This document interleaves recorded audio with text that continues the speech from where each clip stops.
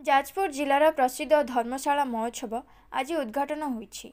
विज्ञान और प्रजुक्ति विद्या साधारण उद्योग और सामाजिक सुरक्षा मंत्री अशोक पंडा फिता काटी एही महोत्सव को उद्घाटन करिसेंति।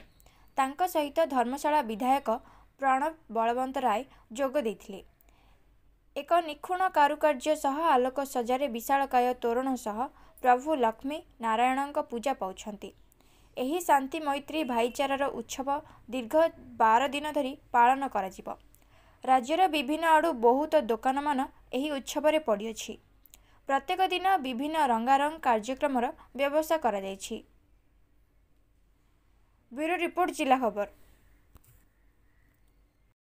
मोर उद्घाटन भाषण महोत्सव गोटे मंच से मंच रे कलाकार भी रहती एवं मंच रे जो माने महोत्सव सहित प्रत्यक्ष परोक्ष जोड़ी होता से माने भी तांकर भी अवदान रहे। जो माने आसंती कारण महोत्सव को सफल करती जनसाधारण, सफल करती कलाकार माने एवं सफल करती जो खाली लोक तो आसते ना देखापी जो नाच बा गीत जो गुड़िक दुकान बा सब रहे बा किणा बिका से दिगरे गोटे आउ गोटे भूमिका नहीं थाए। ये जो रूपांतरीकरण कथा जो कहते मु भावुची से सफल हम मोर से आशा रही।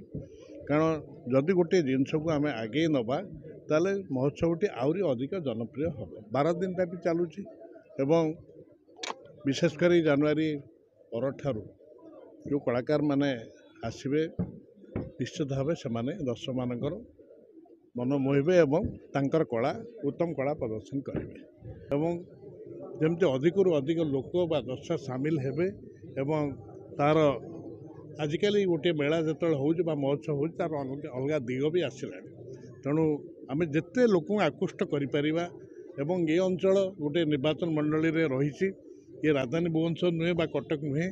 तेणु किंतु एठी ये पाखआख गाँ गंडारू जो अनेक लोक आसन देखापी जोटी ये गोटे निश्चित भाव एक फरक जहाँ आशा रही। ये महोत्सव 19 वर्ष धरी चलला आगामी दिन भी चलो आहरी जनप्रिय हम।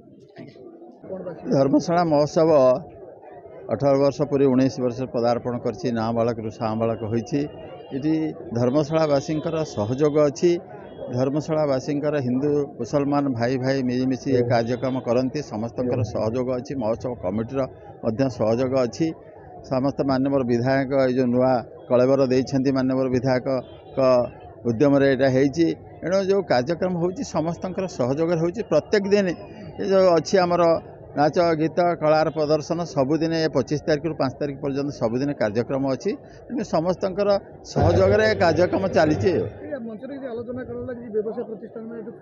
फेरी आज जदि जगह कम आम सेपटे किसी जगह करचु दोली पड़ी आ कि दुकान भाई मैंने बसी आ कि दोकानी फेरी जगह संकट है जगह नहबार किसी दोकानी भाई मैंने फेरी देखा जाऊँ आगू को सेकर जगह निहब बोल व्यवस्था कराऊँगी। जदि है देखा समस्त को नहीं बसवा समस्ते आमर उद्देश्य न फेरवा किसी लोक बसैली सहयोग करी जेते भाई मान को धराधरी कर जी जगह है समस्त बसई कि 10-20 दुकान फेरी ना ना आम चाहूँ समस्त सहयोग रो धर्मशालावासी समस्त मिलमिशि ये सहयोग करंतु। ये जो उद्यम करंतु महोत्सव को सहयोग करंतु सरस सुंदर हो धर्मशालावासी सुनाम हो। विशेषकर धर्मशाला महोत्सव आज आरंभ है आसंता जनवरी 5 तारीख पर्यंत 12 दिन धरी चलो। ये मंच होची कलाकार एवं धर्मशालावासी सांगे गोटे कनेक्ट करिबो एवं गोटे संपर्क जोड़ापी ये मंच एवं दीर्घ 12 दिन धरी जो चलो विभिन्न समय विभिन्न कलाकार माने आसबे भाईचारा हिसाब से कला संस्कृति परंपरा को बजाय रखापी ये प्रयास एवं ये जो रूपांतरीकरण होती महोत्सव मुख्य उद्देश्य लोक मैंने केते खुशी आसबे बुलिबे जिबे से आम एथरक प्रयास करूँ टिके रास्ता चौड़ा रखीचु एवं बसवाई स्टेज सामने बसवाई टिके स्पेस रखीचु। मुख्यतः लोक मैंने कौन असुविधा न पड़तु जो उद्देश्य आसी से उद्देश्य सक्सेस हो। धन्यवाद।